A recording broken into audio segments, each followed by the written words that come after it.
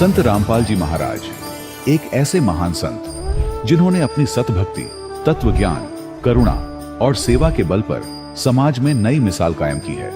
संत रामपाल जी महाराज की अगुवाई में उनके सभी सतलोक आश्रमों से समाज कल्याण के अद्भुत कार्यों ने समाज को सुनहरे भविष्य की एक नई उम्मीद दिखाई है।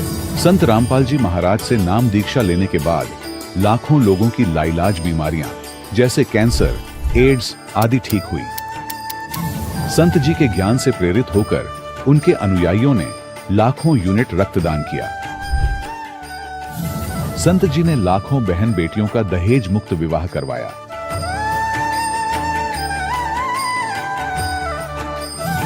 संत जी ने लाखों लोगों का नशा छुड़वाया, करोड़ों उजड़े परिवार बसे। संत जी के आश्रमों में समागम के दौरान निःशुल्क नेत्र चिकित्सा, दंत चिकित्सा प्रदान की जाती है। संत रामपाल जी महाराज द्वारा समय समय पर पर्यावरण संरक्षण के उद्देश्य से बड़े स्तर पर वृक्षारोपण किया जाता है। संत जी ने जरूरतमंदों को तत्काल राहत पहुंचाने के लिए एम्बुलेंस सेवा शुरू की। संत जी अपने अनुयायियों को देहदान के लिए प्रेरित करते हैं, जिससे मानवता की सेवा और चिकित्सा क्षेत्र में सुधार हो सके। संत रामपाल जी महाराज के सभी आश्रमों में हर रोज निःशुल्क भंडारा आयोजित किया जाता है, जहां हर वर्ग, हर जाति और हर धर्म के लोग एक साथ बैठकर भोजन करते हैं।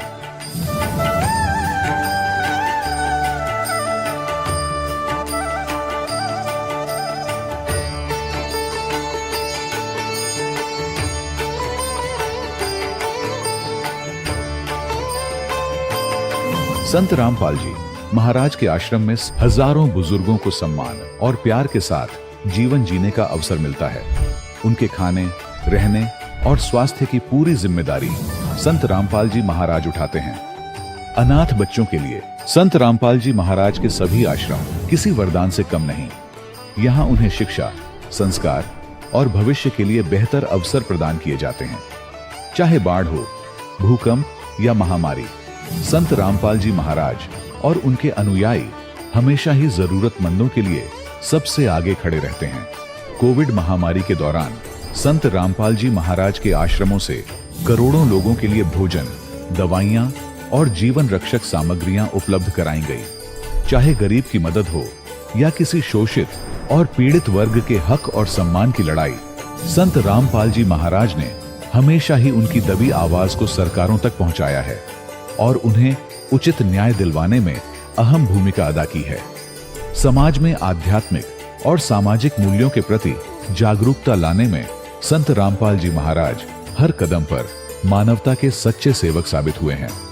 संत रामपाल जी महाराज का जीवन हमें सिखाता है कि सच्ची सेवा वही है जो निस्वार्थ भाव से की जाए। आइए हम भी इस महान सेवा के कार्य में इस महान संत से जुड़ें और संत रामपाल जी महाराज से नाम दीक्षा लेकर अपने जीवन को धन्य बनाएं।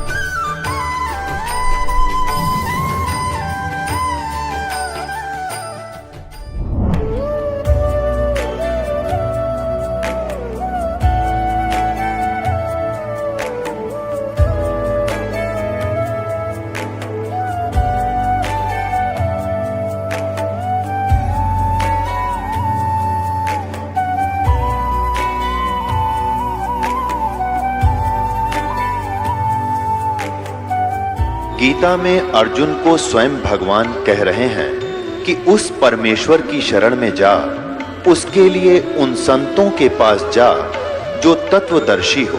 इसी प्रकार हजरत मोहम्मद को उनका अल्लाह कह रहा है कि कोई और पूर्ण परमात्मा है।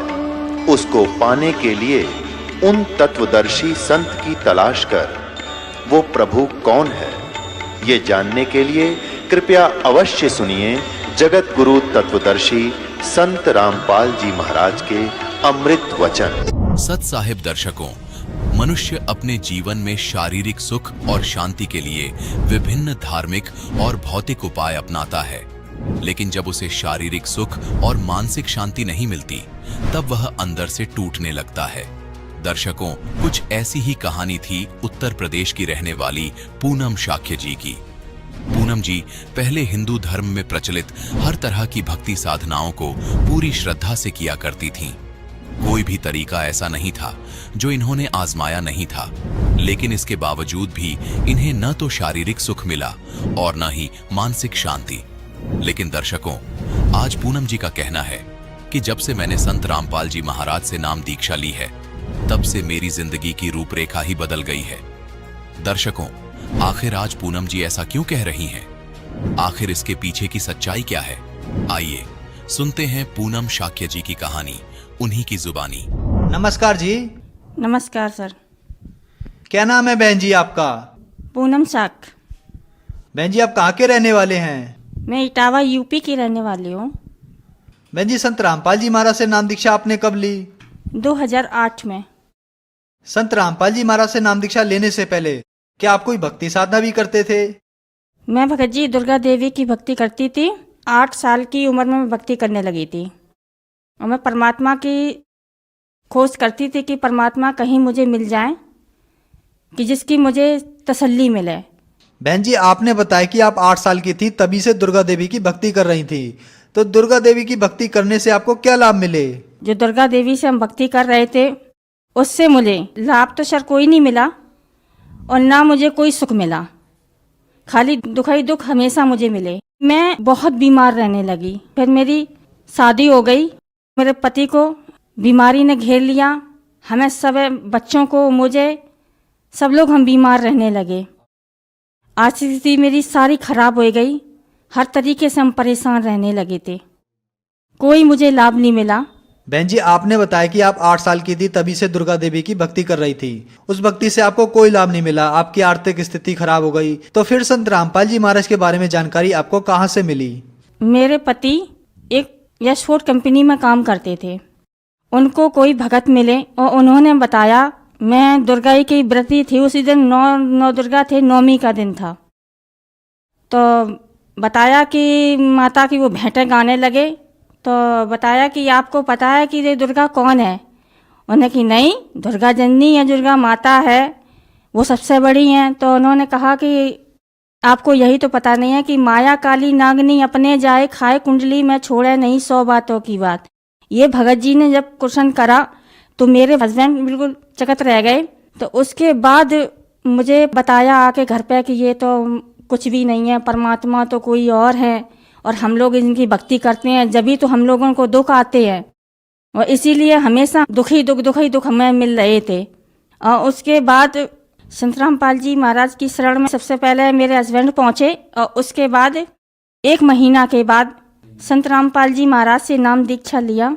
बहन जी हमने सुना है कि संत रामपाल जी महाराज से नाम दीक्षा लेने के बाद श्रद्धालु को बहुत सारे लाभ प्राप्त होते हैं, तो क्या आपको भी लाभ प्राप्त हुए संत रामपाल जी महाराज से नाम दीक्षा लेने के बाद? हाँ सर, मुझे टाइफाइड हो गया था, तो डॉक्टर ने चेक करा। पहले तो बहुत दिन तक ऐसी दवाई देता रहा, फिर बोल दिया कि अब सफदरजंग चले जाओ। सफदरजंग हॉस्पिटल गए तो उन्होंने चेक करा तो मुझे खून में इन्फेक्शन था, मेरे टाइफाइड हो गया था और मेरे बच्चादानी के अंदर गांठ थी। मेरे जो पति को टीबी थी वो 5-6 साल से थी, बहुत दवाई खिलाई, हर तरीके से उनको जगह जगह पर इलाज करवाया, कहीं ठीक नहीं हुए और सारे डॉक्टरों ने मना कर दिया था कि ये तो परमात्मा ही ठीक कर सकते हैं अब तुम्हें। तो मैंने कही हम सतगुरु रामपाल जी महाराज से प्रार्थना लगाएंगे। फिर परमात्मा से मैंने प्रार्थना लगाई। संत रामपाल जी महाराज ने कहा कि बेटा ठीक हो जाओगे, आप भक्ति करो।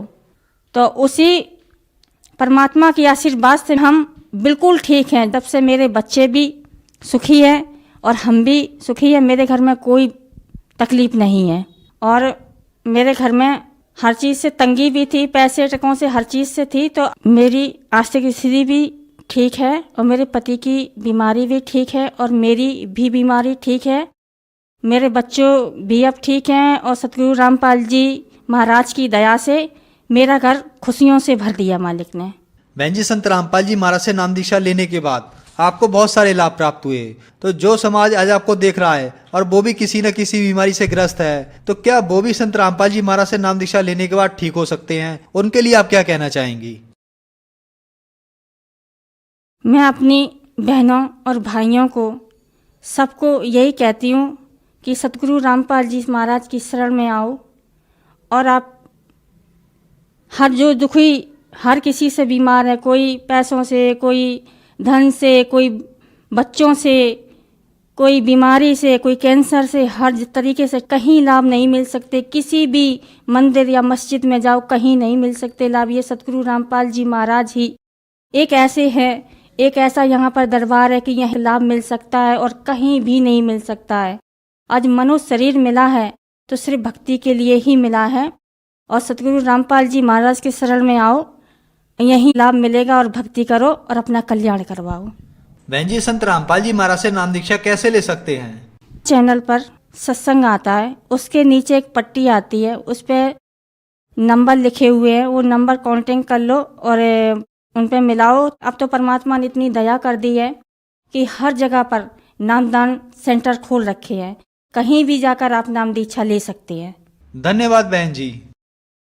सत साहिब सर। दर्शकों, अभी आपने सुने संत रामपाल जी महाराज से दीक्षा प्राप्त करके सुखी हुए भक्त के अनुभव। अब देखिए जगत गुरु तत्वदर्शी संत रामपाल जी महाराज के मंगल प्रवचन। आदरणीय गरीबदास साहिब जी ने आंखों देखा उस परमेश्वर का वो सत्य वर्णन किया है, जैसे तुलसीदास जी ने श्री रामचंद्र जी के लाखों वर्ष पहले घटी हुई घटनाओं को और अपनी चौपाइयों के माध्यम से ज्यों का त्यों वर्णित कर दिया, और जो आज हिंदू धर्म के अंदर उन्हीं चौपाइयों को आधार मानकर भगवान श्री राम की महिमा सुनाई जाती है। अब ये दिव्य दृष्टि होती है। अब जो तुलसीदास जी को जो दिव्य दृष्टि प्राप्त हुई और जो गरीबदास जी को प्राप्त हुई, उसमें बहुत अंतर है। जैसे एक दूरबीन होती है दूरदर्शी, उसका अक्षमता होती है, उसकी रेंज होती है, एक तो 1 किलोमीटर तक भी नहीं देख सकती और एक देख ले लाखों किलोमीटर ऊपर तक का, कहीं दूर तक का। तो ऐसे गरीबदास साहिब जी को भी परमात्मा ने वो दिव्य दृष्टि दी, उनका ज्ञान योग खोल दिया और उस सच्चाई को तुलसीदास जी की तरह अपने भगवान कबीर साहिब की महिमा का वर्णन किया। अनंत कोट ब्रह्मांड में बंदी छोड़ कहाए, सो तो एक कबीर है जननी जने न माए। शब्द स्वरूप साहेब दानी, शब्द सिंध सब माही, बाहर भीतर रम रहा जहां तहां सब ठाही। जल थल पृथ्वी गगन में वो बाहर भीतर एक, पूर्ण ब्रह्म कबीर हैं वो अवगत पुरुष अलेख। सेवक होकर उतरे इस पृथ्वी के माही, जीव उदाहरण जगत गुरु बार बार बलि जाही। अब आदरणीय गरीबदास साहिब जी क्या कह रहे हैं कि वो दास बनकर आए, यहाँ पर कहते हैं सेवक होकर उतरे, अवतरित हुए, वहां सीधे चलकर आए। वो किसी माता पिता से जन्म नहीं हुआ, उनका मां से जन्म नहीं। सेवक होकर उतरे इस पृथ्वी के मां और जीव उदाहरण जगत गुरु, हम जीवों का उद्धार करने के लिए वो जगत गुरु माने पूरे विश्व को तत्व ज्ञान देने वाले परमात्मा, वो तत्वदर्शी संत रूप में आए। काशी पूरी कष्ट किया वो उतरे अधर अधारे, अधर अधार जो के तो सीधे आए ऊपर थे अधर थे। और मोमिन को मुजरा हुआ वो जंगल में दीदारे, जंगल में दर्शन हुए लहर तारा तालाब में। कोट किरण शशि भाने सुध ये आसन अदर विमाने, परसत पूर्ण ब्रह्म को शीतल पिंड और प्राणी। कहते हैं कोटि किरण शशि भान सुध आसन अधर विमान, उस परमात्मा का वास्तविक रूप तो वहां पर है। और यहां पर क्या बताते हैं, गोद लिया मुख चूम कर हेम रूप झलकनते, जगर मगर काया करे वो जणु दमक पद्म अनंत। परमात्मा आदरणीय गरीबदास साहिब जी बता रहे हैं, छोटे से बालक रूप में प्रगट परमात्मा कबीर देव जी के शरीर से इतना सुंदर नूर निकल रहा था जैसे करोड़ पद्म चमक रहे हों। उस समय जब नीरू ने अपने हाथों में लिया, फिर उन्होंने अपनी लीला को समेट लिया। अब नीमा ने बालक की तरह पहले उसको मुंह को चूमा, मुख चूमा, सीने से लगाया, गोद लिया मुख चूम के रे हेम रूप झलकनते। इतना सुंदर शरीर, सफेद शरीर था मालिक का, जैसे हिम, हिम माने बर्फ, बर्फ होती है। जैसे कपड़ा लेने जाते थे दुकानदार से कहते भाई सफेद देना, वो कहता था देखो स्नो व्हाइट है, स्नो व्हाइट माने बर्फ जैसा सफेद। तो यहां उसी को कह रहे हैं गरीबदास साहब जी के गोद लिया मुख चूम कर हिम रूप झलकनते, बर्फ जितना सफेद मालिक का चेहरा, और जगर मगर काया कर जणु दमके पद्म अनंत। काशी उमटी गुल भया वो मोमन का गरगेर। अब क्या हुआ, नीरू स्नान कर रहा था और नीमा वहां भगवान के दर्शन कर कर परमात्मा का स्पर्श करके सीने से लगा लगा के आनंदित हो रही थी।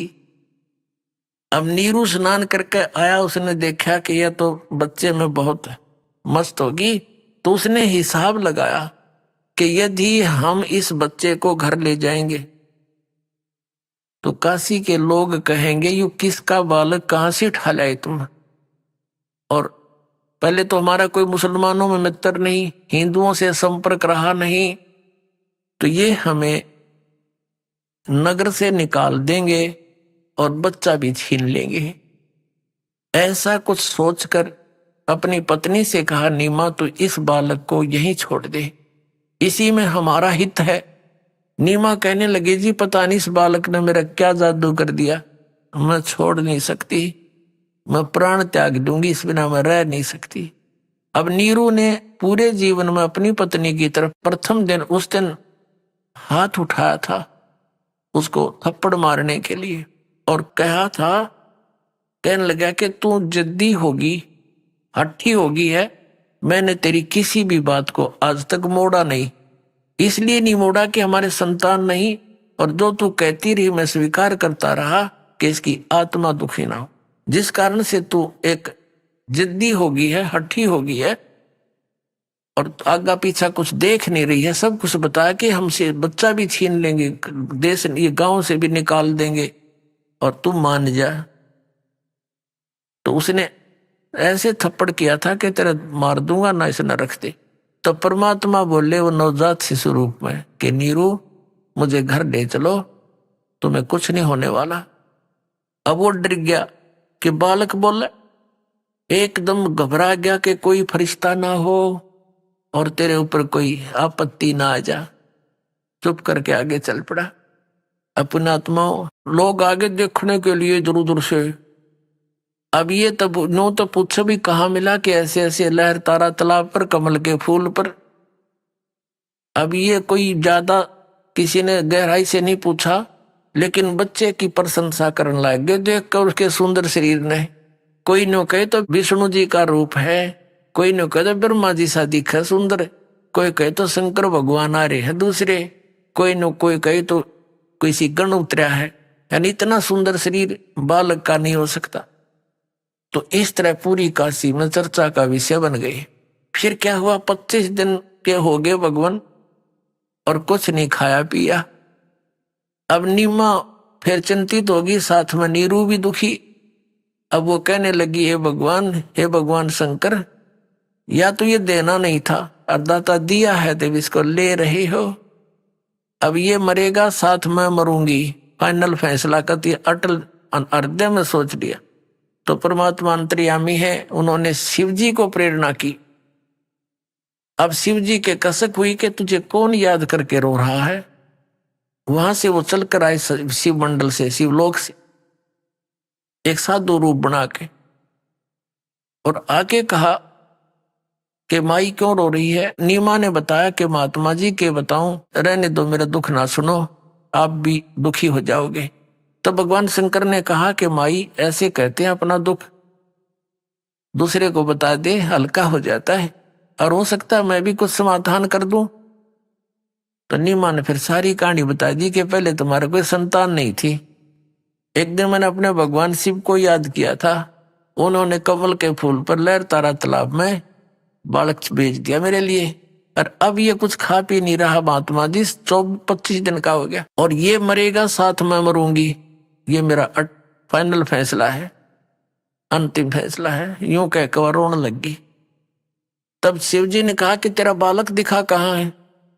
नीमा लाई उठा के, और सोचा महात्मा के चरणों में डाल दूं, कुछ दया हो जाए, बच्चा जी जावे।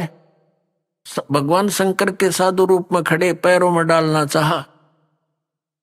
एकदम परमात्मा वहां से उठे वो बच्चे, और भगवान शिव के सिर के सतर में लेवल में आकर आकाश में हवा में ऐसे स्थिर हो गए। तब भगवान शंकर ने ऐसे किया, उनकी गोद में आ गए, और वहां काफी देर उनकी आपस में चर्चा हुई। तब परमात्मा ने कहा कि इसको कहो, नीरू को एक कुंवारी गाय लावे, जिस जाके संग बैल नहीं लागा, यानी कति कुंवारी अनटच्ड है, और वो फिर दूध देगी, आप आशीर्वाद दे देना। भगवान कबीर साहब ने कहा बालक ने उस शिव जी से कि महात्मा जी आप इस पर आशीर्वाद दे दियो, और ये वह फिर दूध दिया करेगी, एक कोरा बर्तन मंगा लो। तो शिव जी ने जब कह दिया नीरू को उसकी पत्नी से कि बुला तेरे पति को, वो भी आ गया। वो जाकर के गाय ले आया, कुंवारी गाय लाए, एक कोरा बर्तन लाए छोटा सा, धो मांज के उसको, और भगवान शिव ने कमर पे हाथ मार दिया, लंबे लंबे सतन हो गए उस गाय के, अपने आप दूध चल पड़ा, पात्र भरते ही रुक गया। तब शिव जी चले गए कि इसको रहस्य को रखना, आम आदमी को नहीं बताना, और आप ये दूध पिया करेगा। उस दिन के बाद परमात्मा दूध पीने लगे। अपने आत्माओं, ये तो परमात्मा ने लीला की, वो करते ही है। अब इस परमेश्वर ने, कबीर परमेश्वर ने कहा था अपनी प्यारी आत्मा धर्मदास जी को कि धर्मदास ये वेद मेरा भेद है, और मैं ना वेदन के माही, अर्जुन वेद से मैं मिलूं ये वेद जानते ना ही। ये चारों वेद मेरी ही महिमा का गुणगान कर रहे हैं, लेकिन इन वेदों में वर्णित विधि से मैं नहीं मिल सकता, मैं मिलूं वेदन से ना ही। अर्जुन वेद से मैं मिलूं ये वेद जानते ना ही, सूक्ष्म वेद से मैं मिलूं उस तत्व ज्ञान से, वो इन वेदों में वर्णन नहीं उसका।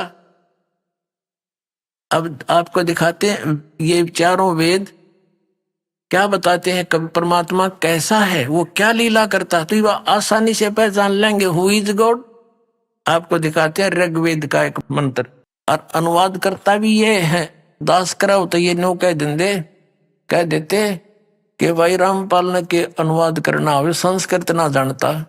अब संस्कृत के जानने वालों से लिखवा दिया भगवान ने सच्चाई।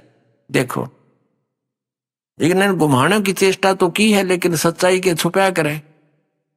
यह है ऋग्वेद मंडल नंबर 9-10, महर्षि दान सरस्वती इसका ही तला रखी है। प्रकाशक है सर्वदेशी कार्य प्रतिनिधि सभा, महर्षि दान भवन, रामलीला मैदान, नई दिल्ली। और ये मुद्रक कहां से है, Prince offset printers 1510 Pataudi house Daryaganj नई दिल्ली से। अब इसके हम आपको दिखाते हैं 9वें मंडल का प्रथम सूक्त से हम थोड़ा सा बढ़ेंगे आगे। ये देखना, ये 9वां मंडल, 9वां मंडल, इसका प्रथम सूक्त, प्रथम मंत्र। इसमें देखियो ये सोम माने परमात्मन, सोम स्वभाव वाले परमात्मा, सोम माने परमात्मा की महिमा चल रही है। ये इसलिए दिखाना पड़ रहा है, इन्होंने थोड़ी सी हेराफेरी करने की चेष्टा की है। ऋग्वेद मंडल नंबर 9 सूक्त 1 मंत्र 2, हे परमात्मन, है परमात्मा के विषय में जानकारी। मंत्र नंबर 3, ये मंत्र नंबर 3, हे परमात्मन, है परमात्मा के विषय में जानकारी। चौथे में हे परमात्मन, पांचवें में हे परमात्मन आप तुमको, और छठे में ऋग्वेद मंडल नंबर 9 सूक्त 1 मंत्र 6 हे परमात्मन। अब जो ये अनुवाद करता है ये महर्षि दानंद के चेले हैं। इनका फिर याद आएगी अरे महर्षि दानंद तो वेदों के है, वेदों भगवान निराकार है। तो इन्होंने जब देखा ना कि शरीर लिखा है तो वहां इन्होंने घुमाना शुरू कर दिया, उलझाना शुरू कर दिया। कबीर साहब कहते हैं चोर चुरावे तुंबड़ी और गड्ढे पानी में, वो गड्ढे हुआ ऊपर आवे नो सच्चाई छनी ना। जैसे एक चोर ने किसी का तुम्बा चुरा लिया सूखा, और वो क्या करे उसने पानी में छोड़ा हुआ, नीचे राप आ जा बाहर, थोड़ी देर में वो भी ऊपर नो चमका कछुआ सा, वो फिर दाब का वो फिर ऊपर दिखा, यानी वो छुप नहीं सका। तो ऐसे ही इन अज्ञानी ज्ञान चोरों ने चोरी छुपाने की चेष्टा की तुम्बे को, या सच्चाई को दबाने की चेष्टा की, पर यह ऊपर आई। देखना अब ये ऋग्वेद मंडल नंबर 9 सूक्त 1 के आपने 6 ही तो देख लिए हे परमात्मन, है परमात्मा की महिमा। और यहां देखो अब नीचे दिखाते हैं आपको। अब 7वें में इन्होंने पुरुष लिखना शुरू कर दिया। अब 8वें मंत्र में फिर उस पुरुष को उग्र गतियां प्रेरणा करती हैं। अब पुरुष माने क्यों है? पुरुष माने परमात्मा होता है। अब देखो वेद कोई किसी व्यक्ति विशेष का गुणगान नहीं करते, ये परमात्मा की महिमा का गुणगान करते हैं। अब पुरुष माने क्या होता है? परमात्मा, पूर्ण परमात्मा। ये भी नहीं कि अनुवाद से सिद्ध करना पड़ेगा, जबरदस्त की जनता के। देखो अब यजुर्वेद दिखाते हैं आपको, महर्षि दानंद का अनुवादित।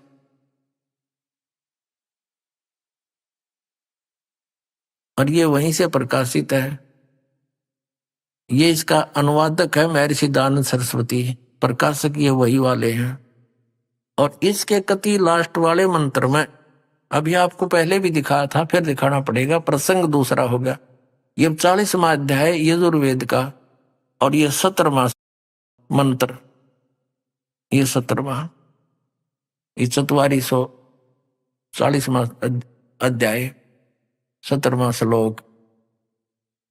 अब इसमें क्या बताया है? अनुवाद क्या कि हे मनुष्यों, जिस ज्योति स्वरूप रक्षक मुझसे अविनाशी यथार्थ कारण के आच्छादित मुख के तुल उत्तम अंग का प्रकाश किया जाता है, जो वह प्राण व सूर्य मंडल में पुरुष है, माने ये देखो पुरुष है, पुरुष है माने पूर्ण परमात्मा है, पुरुष माने पूर्ण परमात्मा, ये सोच करते।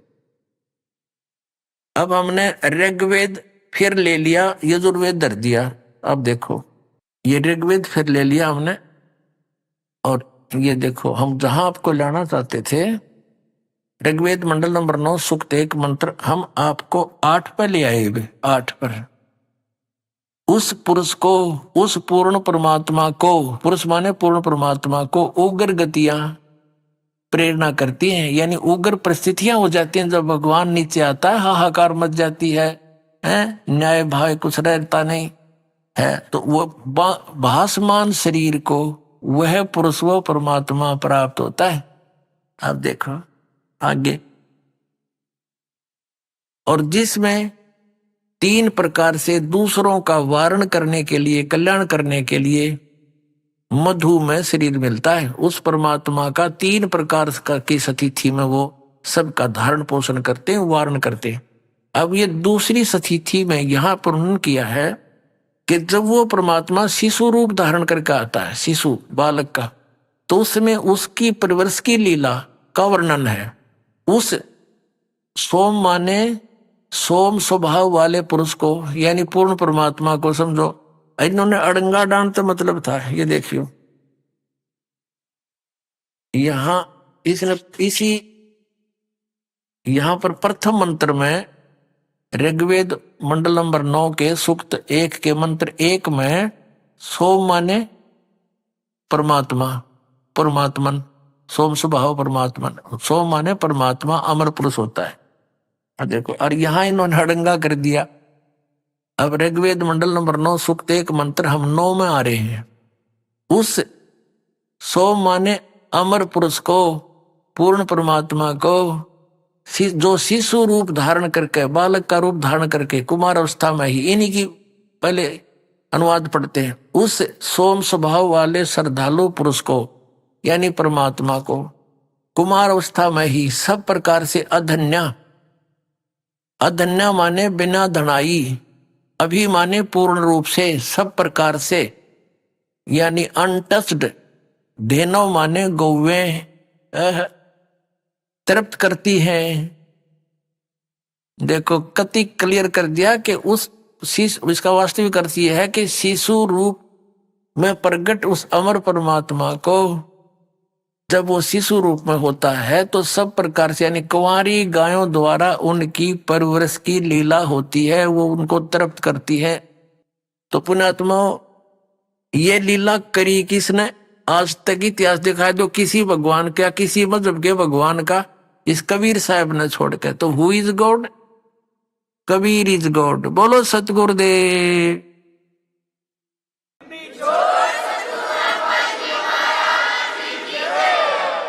परम पिता परमात्मा पूर्ण ब्रह्म सारी सृष्टि के रचनहार कुल मालिक कबीर परमेश्वर जी, कबीर साहिब जी, ये हमारे जनक हैं, ये हमारे हमदर्द हैं, ये हमारे परम पिता हैं।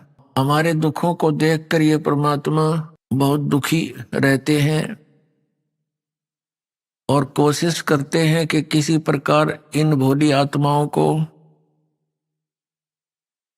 इनके मूल स्थान का पता लग जाए, ये कहां से आए हैं और किस कारण से यहां आए हैं, और यहां पर जो ये जीवन जी रहे हैं ये कितना कष्ट में समय व्यतीत कर रहे हैं। लेकिन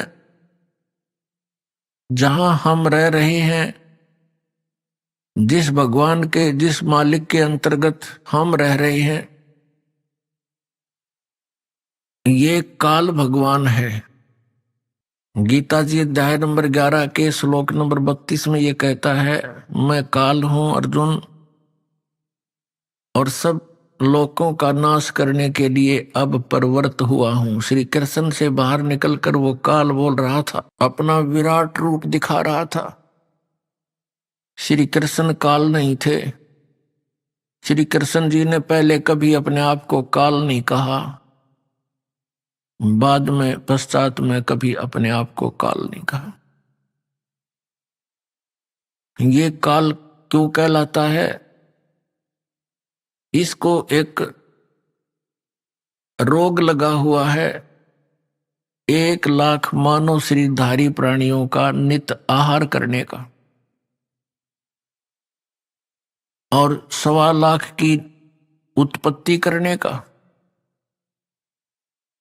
जिस कारण से ये यहां हमें अपने आहार के लिए रोके हुए है। जैसे परमात्मा ने आके इसकी वास्तविकता को हमें बताते हुए क्या, इसको कैसे एग्जाम्पल दिया है दाता ने, कि जैसे कसाई बकरे पालता है, उसने उन बकरों को बहुत सुविधा दी हुई होती है, प्रदान की हुई होती है। एक शेड बनाता है गर्मी और सर्दी से बचने के लिए, चरागाह बनाता है, एक जल का छोटा सा हौद बनाता है,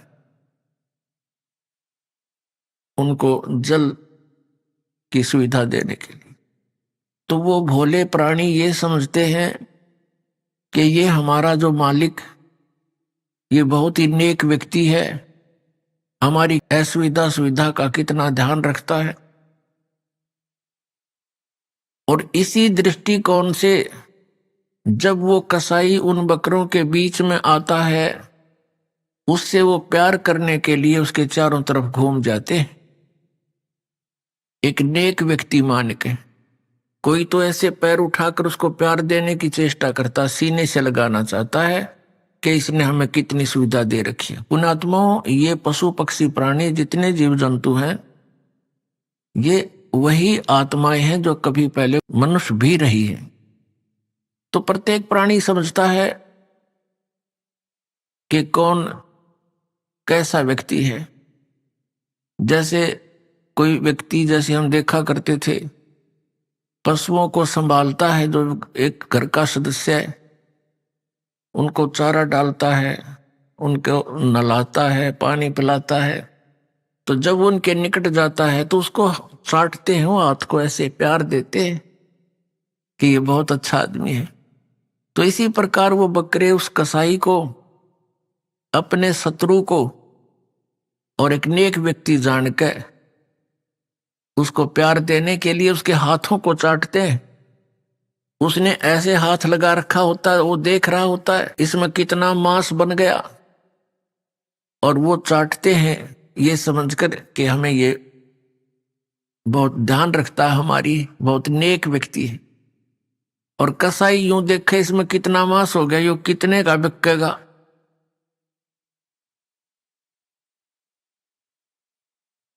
पुण्यात्मा, परमेश्वर कबीर देव जी ने हमें आकर के ये ज्ञान कराया। सतलोक से चलकर आए, अपने उस सुखमय स्थल से, उस सुख सागर से चलकर आए जहां कोई कष्ट नहीं, कोई जन्म नहीं, कोई मृत्यु नहीं, जरा नहीं, बुढ़ापा नहीं। उन्होंने बताया कि तुम यहाँ की सुविधाएं देखकर कि कितनी बड़ी पृथ्वी है, कैसे अच्छे मौसम है, कभी गर्मी है, कभी सर्दी है, समय अनुसार, क्योंकि गर्मी की भी आवश्यकता है शरीर को, नहीं तो ये गल जाए। और कैसी सुविधाएं दे रखी हैं, जैसे गेहूं है, चना, बाजरा, ज्वार, सेब, संतरे, काजू, किशमिश, और सुंदर झरने बह रहे हैं, दरिया बह रही हैं, पृथ्वी के अंदर मीठा जल, खारा जल सब उपस्थित है। इन सुविधाओं को देखकर हम ये सोचते हैं कि भगवान कितना अच्छा है, हमारा मालिक कितना अच्छा है, हमारे लिए कितनी सुविधाएं प्रदान कर रखी है। और जैसे वो बकरे उस कसाई को कितना अच्छा व्यक्ति मानते हैं, क्योंकि उनकी बुद्धि इतना ही काम करती है। और जिसमें उन बकरों को निकाल ले जाता है, अच्छा सौदा बन गया 10-5 बकरों का, तो वो नहीं देखता किसका बेटा मरेगा, किसकी बेटी, किसकी माँ, किसका बाप आएगा। एक डंडा लेकर और उसमें से निकाल ले जाता है, कोई आओ उसको नहीं देखता कौन किसका है। तो उस समय जब वो बकरे निकल कर जाते हैं, शेष बचे हुए बकरे न्यू भागते इधर उधर, उनको पता लग जाता है कि अब बात बिगड़ेगी इनकी, इतना एहसास उनको हो जाता है। तो पुण्यात्माओं, परमात्मा कबीर जी ने हमें बताया कि जहां तुम रह रहे हो ये काल का लोक है, उस कसाई का लोक है। या कोई प्राणी सुखी नहीं, और किसी का ये एक पल का विश्वास नहीं कब मृत्यु हो जावे। इन सुविधाओं को देखकर तो हम समझते हैं कि बड़ा अच्छा भगवान हमारा। और जिस समय हम देखते हैं दुर्घटना के अंदर एक ही परिवार के 11 सदस्य मर गए, एक बूढ़ा बच गया, तो कहां गई वो दयालुता इस यहाँ के भगवान की जहां हम रह रहे हैं। कुछ भोली आत्मा इतना ज्ञानहीन हो चुके हैं कि हमारा तो भगवान से विश्वास ही उठ गया है। भगवान को तो कहते हैं बड़ा दयालु है, और यहां एक भी काम दयालु वाले नहीं है। तो पुण्यात्माओं, बिना ज्ञान के हम ऐसी अटकल लगाकर और दूने दुख पाते हैं।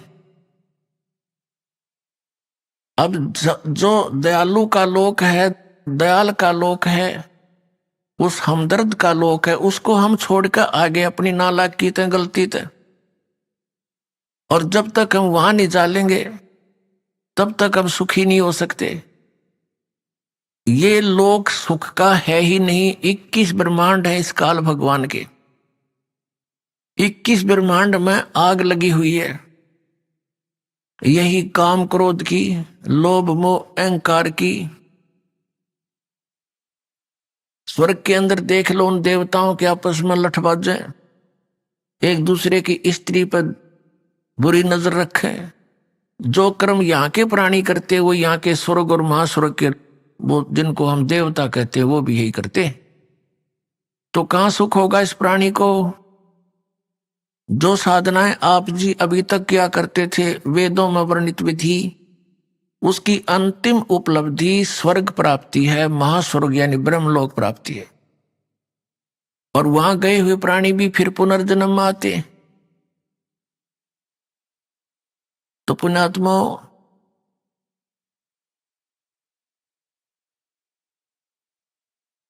इस ज्ञान को देने के लिए स्वयं परमेश्वर आते हैं। अब ये जो समागम सत्संग समारोह चल रहा है, ये उस शुभ दिन के उपलक्ष्य में है जिस दिन इस कलयुग के अंदर वो परमात्मा अपने लीला अनुसार प्रत्येक युग में आते हैं और एक शिशु रूप धारण करके लहर किसी सरोवर के अंदर कमल के फूल पर विराजमान होते हैं। और वहां से कोई निसंतान दंपति उनको उठा ले जाते हैं। वो चारों युगों में ये लीला करते हैं। जैसे कलयुग के बाद में एक प्रलय होगी, सब अस्त व्यस्त हो जाएगा, पूरी पृथ्वी पर पानी ही जल ही जल हो जाएगा, ऊंचे स्थल कुछ बच जाएंगे जहां जा करके प्राणी अपनी जान बचाएंगे थोड़े बहुत। और उसके बाद फिर उनके परिवार नष्ट हो जाएंगे, कुछ एक बचेंगे, ना उनके पास कोई इतिहास बचेगा, ना कोई ज्ञान बचेगा, फिर नए सिरे से सृष्टि प्रारंभ होगी। तो इसलिए परमात्मा स्वयं ही आते हैं। उधर से ये काल भगवान भी अपने अज्ञान का प्रचार अपने संतों द्वारा करवाता है, ऋषि महर्षियों द्वारा कराता है। और तब अपने बच्चों को यथार्थ ज्ञान देने के लिए स्वयं परमात्मा भी आते हैं प्रत्येक युग में। उन भगवान ने स्वयं अपनी सच्चिदानंद घन ब्रह्म की वाणी में, कबीर वाणी में बताया है कि सतयुग में सत सुकृत कह टेरा, त्रेता नाम मुनिंदर मेरा, द्वापर में करुणा में कहाया, और कलयुग नाम कबीर धराया। चारों युग में संत पुकारे, कूक कहा हम हेल रे, हीरे माणिक मोती बरसे, ये जग चुगता ढेल रे। परमात्मा कहते हैं चारों युगों में आए हम। सतयुग में सत सुकृत कह टेरा, मेरा नाम था सत सुकृत, और त्रेता नाम मुनिंदर मेरा, और द्वापर में करुणा में कहाया, कलयुग नाम कबीर धराया। गोता मारूं स्वर्ग में, जा बैठूं पाताले, कहे कबीर ढूंढता फिरूं अपने हीरे मोती लाल। वो परमात्मा आकर हमें ये ज्ञान कराता है कि जहां तुम रह रहे हो, यहां जिस वस्तु को तुम खोज रहे हो, यहां आपको 21 ब्रह्मांड में नहीं मिल सकती। तो पुण्यात्माओं, ये जो शुभ समागम है ज्येष्ठ सुदी पूर्णमासी, इस दिन परमात्मा सतलोक से चलकर आए थे, सह शरीर आए थे और एक शिशु रूप धारण किया था। वो किसी मां से उनका जन्म नहीं हुआ।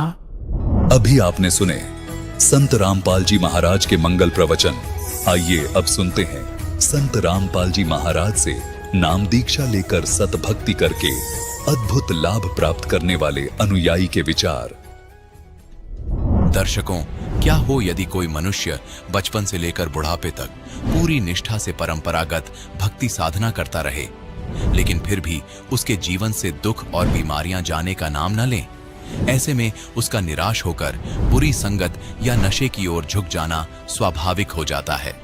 दर्शकों, ऐसी ही कहानी थी राजस्थान के रहने वाले गुरुलाल जी की। गुरुलाल जी ने अपना पूरा जीवन हिंदू धर्म की मान्यताओं के अनुसार भक्ति करते हुए बिता दिया। तीर्थ यात्राएं, पूजा पाठ, दान दक्षिणा, जो कुछ भी इन्हें बताया गया, इन्होंने पूरी श्रद्धा से किया। लेकिन अफसोस, इन सब के करने के बावजूद भी इन्हें कभी बीमारियों से राहत नहीं मिली। आखिरकार निराश होकर गुरुलाल जी भी नशे जैसी बुरी आदतों की गिरफ्त में आ गए। लेकिन दर्शकों, आज गुरुलाल जी का कहना है कि जब से मुझे संत रामपाल जी महाराज की शरण मिली है और मैंने उनके द्वारा बताई गई आदि सनातनी भक्ति को अपनाया है, तब से मेरा जीवन पूरी तरह से बदल चुका है। मेरी नशे की लत छूट गई और मेरे परिवार में सुख शांति का वातावरण बन गया। तो दर्शकों, आखिर गुरुलाल जी ऐसा क्यों कह रहे हैं? आखिर गुरुलाल जी संत रामपाल जी महाराज को भगवान क्यों बता रहे हैं? आइए सुनते हैं गुरुलाल जी की कहानी, उन्हीं की जुबानी। नमस्कार सर। सत साहब जी। सर क्या नाम है आपका? गुरुलाल दास है जी। गुरुलाल जी, आप कहाँ से आए हो? मैं जी राजस्थान, तहसील संगरिया, जिला हनुमानगढ़, गांव मेरा चक हीरा सिंह वाला जी। सर, संत रामपाल जी महाराज की शरण में आने से पहले आप क्या भक्ति साधना करते थे? सतगुरु रामपाल जी महाराज की शरण में आने से पहले जी मैं गुरुद्वारा, उसके बाद मैं शिव जी की भक्ति करने लगा जी। देवी देवताओं की भक्ति भी करता था जी साथ साथ में। सर, आपने कितने साल इन देवी देवताओं की भक्ति की? बचपन से लगा था सर, जैसे माँ बाप लगे थे उनके पीछे मैं लगा था, कुछ भी लाभ नहीं मिला है। सर, फिर आप संत रामपाल जी महाराज की शरण में कैसे आए? सर थोड़ा सा विस्तार से बताऊंगा। मैं अपने बच्चे को लेकर बठिंडा में आया हुआ था, उसका लीवर खराब था, मैं बहुत दुखी था।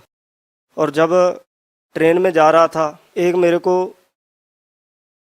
यानी कि भगवे कपड़ों में साधु महात्मा मिले। उन्होंने मेरे को गाड़ी में पुस्तक दी, ज्ञान गंगा, और मैंने पुस्तक खरीदी और घर में जाकर जब पढ़ा तो मैंने उसी दिन से वो नियम है उसमें वो मर्यादा रख ली। जब मैं वो पुस्तक के 2-4 पेज पढ़े थे और दूसरे दिन, 2 दिन हो गए थे पढ़ते हुए पुस्तक को, दूसरे दिन मेरे को रात को जैसे जमदूत लेने आए जी, 3 जमदूत, और मेरे को कहते खड़ा हो, तेरा समय हो गया। तो मैंने कहा कि ये तो सपना आ रहा है मेरे को। उन्होंने मेरे को ज़बरदस्ती उठाया जी और मेरी आंखें खुली हो गई। आंखें खुल गई तो मेरे को कहते कि तेरा समय होगा। मेरी बहुत पिटाई की जी, मेरा अंदर ही जैसे बाथरूम और अंदर ही सब कुछ निकल गया जी। तो मैंने पुस्तक में पढ़ा था कि कबीर परमात्मा है और कबीर साहिब से ही ये सभी यमदूत डरते हैं, कबीर साहिब के नाम से ही। मैं कुछ जानता तो नहीं था जी, मैं तो संत रामपाल जी महाराज के बारे में कुछ भी नहीं जानता था जी। नाम लेने से पहले की बात है जी, 2 दिन नाम लेने से पहले की बात है। तो सर जी ऐसे हुआ, तो जब रात को जमदूत लेने आए तो मैंने कहा कि हे कबीर परमात्मा, मेरे को बचाओ मेरे दाता, मेरे को बचाओ मेरे दाता। तो गुरु ऐसे हुआ जी कि पीछे कबीर साहब आके खड़े हो गए मेरे। तो जम के दूध छोड़कर मेरे को पीछे हट गए जी, 3-4 फुट की दूरी पे, और मैं उनके आगे हाथ जोड़ने लगा। खड़ा होकर मेरी आत्मा ऐसे निकाल ली जी उन्होंने। तो जैसे मैं खड़ा हो गया, वो 4 फुट की दूरी पर खड़े हैं और कह रहे हैं कि तेरी आजू संत रामपाल जी महाराज ने बढ़ा दी है और तू उससे नाम ले जाकर, और तेरे को वो सतनाम देंगे, वो सतनाम हमको बता देना। मेरे को नहीं पता था मेरे पीछे कोई गुरुजी खड़े हैं या कबीर साहब खड़े हैं। उन्होंने, गुरुजी ने मेरे को बोला कि बेटा इनको सतनाम मत देना, ये यमदूत हैं, काल के दूत हैं, और जो तेरे साथ इन्होंने किया वो भोगेंगे ये बेटा, इनको सतनाम मत देना। वो जैसे मेरे ये शरीर में ऐसा हुआ कि मैं ऐसे शरीर मेरा कर दिया जी, मेरी बहुत पिटाई की कि मैं खड़ा भी नहीं हो पा रहा था। और मैंने जब कबीर साहब का नाम लिया कि हे परमात्मा, मेरे को आपने मेरी आजू बढ़ा दी, मैं सब कुछ छोड़ दूंगा दाता, मैं सुबह नाम लूंगा आपसे आकर। तो मैं उनके पीछे पीछे ऐसे चलने लगा जी, वो मेरे आगे आगे चलने लगे, तो मैं उनके पीछे पीछे चलता चलता ऐसे बाहर आ गया जी, गेट से बाहर आ गया। तो वो कहने लगे कि तू रुक जा, जब तू चलता है ना, तेरे पीछे कबीर साहब हैं और हमको बहुत डर लगता है, आज के बाद हम नहीं आएंगे और आपकी आजू कबीर साहब ने बढ़ा दी है। वो कह के जी मेरे को ऐसे दीवार से गुजर के और ऊपर को चढ़ गए आसमान से, कहते हुए कि तेरे घर में कबीर साहब आ गए हैं, आज के बाद हम नहीं आएंगे। और दूसरे दिन मैंने जब सुबह हुई जाकर सतगुरु रामपाल जी महाराज से मैंने दीक्षा ली जी। सर, आपके साथ एक बहुत ही विचित्र घटना घटी है कि जब आपने संत रामपाल जी महाराज से नाम उपदेश नहीं लिया था, आप कुछ ज़्यादा जानते भी नहीं थे कबीर साहब के बारे में, उनकी भक्ति के बारे में, फिर भी उन्होंने आपको बचाया, आपकी आयु बढ़ाई, आपके जीवन की रक्षा की। उसके अलावा आपको और क्या लाभ हुए? मेरे को जी जैसे पहला लाभ तो ये हुआ कि मैं बहुत नशे करता था जी। जैसे बीड़ी सिगरेट तो ये तो आम चीज़ थी, भांग भी पीता था जी, बहुत ही नशे शराब नशे में धुत रहता था जी। पहला लाभ तो मुझे ये मिला कि मेरे सतगुरुदेव जी ने मेरे सारे नशे छुड़ा दिए जी, सभी नशों से मेरे को छुटकारा दिया जी। फिर मेरे को ऐसा लाभ हुआ जी, मेरे गले में रोग था जी, कैंसर का रोग था जी। मैं घुट घुट के जीता था और आंखों पे रसौलियाँ थी जी मेरे, ऐसे आंखों के, और मुंह चेहरा मेरा बिल्कुल ख़राब था जी, बिल्कुल ऐसे मच्छ हुए थे पहले, जैसे मच्छ होते हैं ना वैसे मच्छ थे चेहरे पे। तो गले की बहुत प्रॉब्लम थी, मेरे को कैंसर का रोग हो गया था जी। तो जब मैं गुरुजी की शरण में गया तो मैंने गुरुजी से प्रार्थना लगाई कि हे गुरुदेव, जब मेरी आप आजू बढ़ा दे सकते हो दाता, नाम लेने से पहले मेरी आजू बढ़ा दिया आपने, तो ये तो कैंसर का रोग तो आपके लिए कुछ भी नहीं है परमात्मा। तो गुरुजी ने दास की प्रार्थना सुनी और कहने लगे कि बेटा आज के बाद तेरे को रोग नहीं रहेगा। गुरुजी ने मेरे को आशीर्वाद दिया जी, और वहीं के वहीं 1 और 1.5 मिनट की बात है जी, 1-1.5 मिनट में मेरा वही रोग, मेरी रसौलियाँ थी जी, मेरे चेहरे पर दाग थे जी, वो मेरे कैंसर का रोग 1-1.5 मिनट में वही ठीक कर दिया जी मेरा रोग, सतगुरु रामपाल जी महाराज जी ने। और लाभ ऐसे हुए जी, जैसे एक बच्चा था जी, 1.5 साल का था जी, उसका लीवर खराब था, और जब मैं ठीक हो गया जी, वहाँ पे आशीर्वाद लेने से मैं ठीक हो गया जी, तो उस बच्चे की दवाई मैंने फेंक दी। मैंने कहा कि जब मेरे को गुरुजी मेरे जीवन बढ़ा सकते हैं गुरुजी मेरा, और जब मेरे कैंसर तक की बीमारी गुरुजी ने ठीक करती, और ये भी परमात्मा हमारी रक्षा करेंगे, हमको इससे भी मुक्ति दिलाएंगे। बहुत बच्चे की वजह से हम आर्थिक स्थिति बहुत ही कमज़ोर थी जी, आटा भी नहीं होता था हमारे घर में, उसी की दवाई में लग जाता था सारा, जितना भी पैसा मैं कमाता था। और ऐसा हुआ जी हमारे साथ, मैंने दवाई फेंक दी रास्ते में आते आते, वो ज़्यादा बिगड़ गई जी, उसका तबीयत ज़्यादा बिगड़ गई। 2-4 दिन में उसकी ऐसे घर में जी, मैं तो चला गया बाहर, मजदूरी करता है दास, चला गया जी। जब मैं मजदूरी पे चला गया तो पीछे से उसकी मृत्यु हो गई जी, लड़के की, 1.5 साल का लड़का था दास का, और उसकी मृत्यु हो गई जब, तो मेरा भाई मेरे को लेने आ गया वहाँ, जहाँ मैं काम कर रहा था, वहाँ कहता कि वो लड़का ऐसे ऐसे हो गया। तो मैं मोटरसाइकिल पर बैठा जी, उसके साथ घर आ गया जी। घर आके जब मैंने देखा जी, उसकी स्थिति देखी, तो हाहाकार मच रही थी, आस पड़ोस वाले भी इकट्ठे हुए, सभी ऐसे अफसोस मना रहे थे। कोई तो कह रहा था कि तूने देवी देवते छोड़ दिए, ऐसे हो गया, तूने ऐसा कर दिया, तूने गुरुद्वारा में जाना छोड़ दिया, तभी ऐसा हो गया।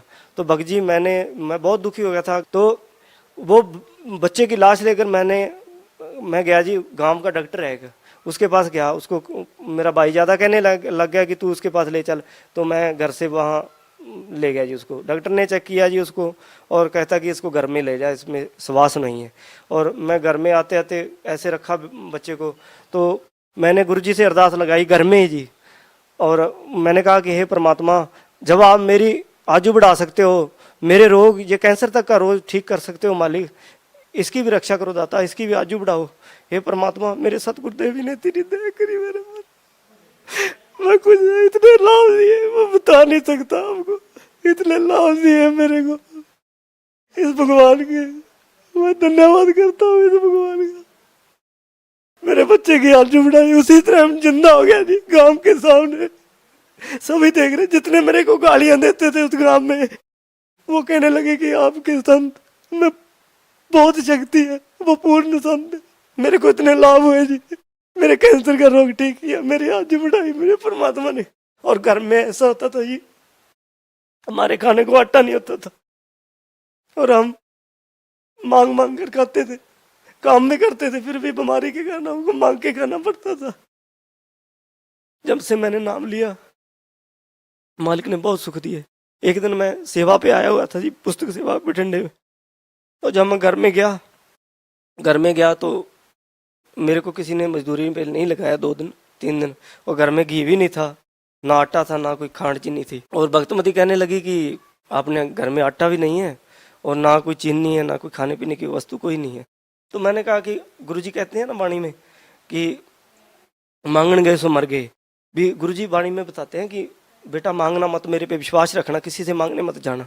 तो मैंने कहा कि नहीं, हम गुरुजी की विश्वास रखें, किसी मांगेंगे नहीं तो हमारे गुरुजी की ये लोग कहेंगे कि तुम तो कहते हो गुरुजी ऐसे करते हैं, और आप आज ना जाया करो सेवा पे इतने दिन।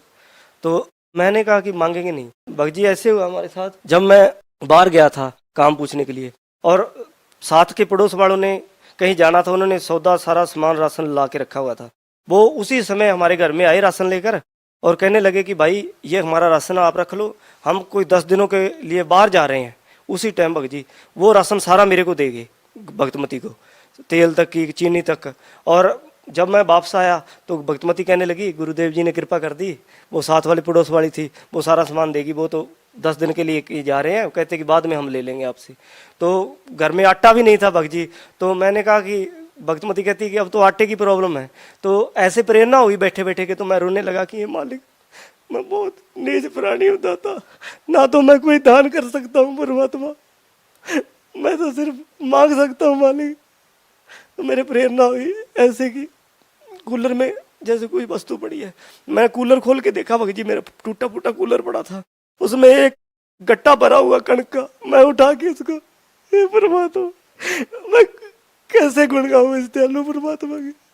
मेरे सतगुरु रामपाल जी महाराज ने मेरे को बहुत लाभ दिए जी, बहुत लाभ दिए। सर, जैसा कि पहले आप नशा करते थे, अमूमन देखा जाता है कि नशेड़ी लोगों का नशा इतनी सरलता से नहीं छूटता। सर, संत रामपाल जी महाराज ने आपको ऐसी क्या दवाई दी? ऐसे हुआ जी भगत जी, मैंने सिर्फ ज्ञान गंगा पुस्तक पढ़ी थी और उसमें लिखा था, नियम लिखे थे, हम नियम लिखे थे। मैं संत की खोज में था कि कोई तत्वदर्शी संत मेरे को मिले और भक्ति बताए कि मैं सब कुछ छोड़ दूंगा। ऐसे हुआ कि जब मैंने वो नियम पढ़े तो गुरुजी की शरण में गया, नाम लिया और ऐसे ही प्रार्थना की थी कि मालिक मेरे नशे छुड़ाओ पहले तो, फिर ही मैं भक्ति कर पाऊंगा।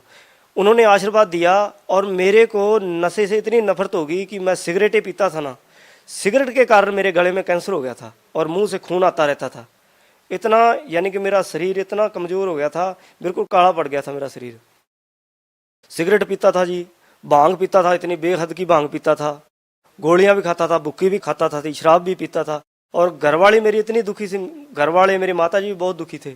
और जिस दिन से मैंने गुरुजी से नाम, सतगुरु रामपाल जी महाराज से नाम लिया, उस दिन से मेरे सारे नशे छूट गए जी। बिल्कुल मैं आज कोई नहीं नशा करता। आज मेरे को बीड़ी के धुएं से नफरत होगी जी।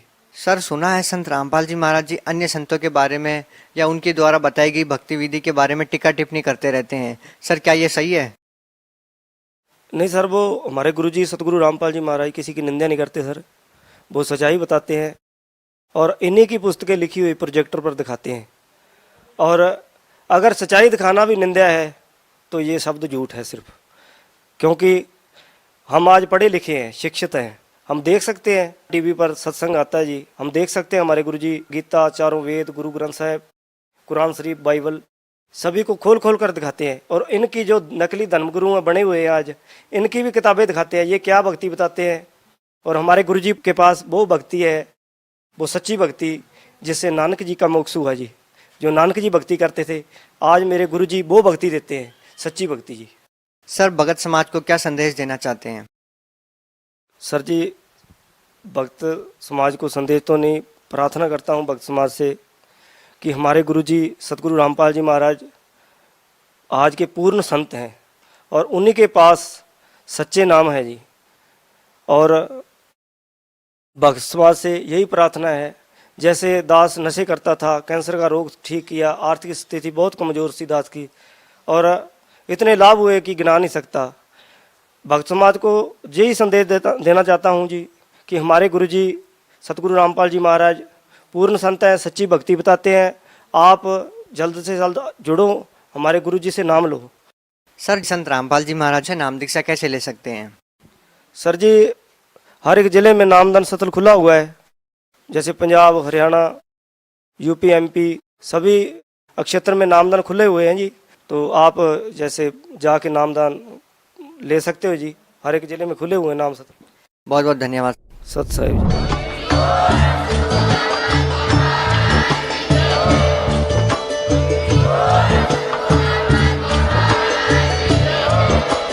आप सुन रहे थे जगत गुरु तत्वदर्शी संत रामपाल जी महाराज जी के मंगल प्रवचन। अधिक जानकारी के लिए विजिट कीजिए हमारी वेबसाइट www.jagatgururampalji.org। संत रामपाल जी महाराज जी के शुभ आशीर्वाद से पूरे विश्व भर में 500 से भी ज्यादा नाम दीक्षा केंद्र हैं, जिन पर संत रामपाल जी महाराज जी द्वारा ऑनलाइन निशुल्क नाम दीक्षा दी जा रही है। अपने नजदीकी नाम दीक्षा केंद्र का पता करने के लिए संपर्क करें।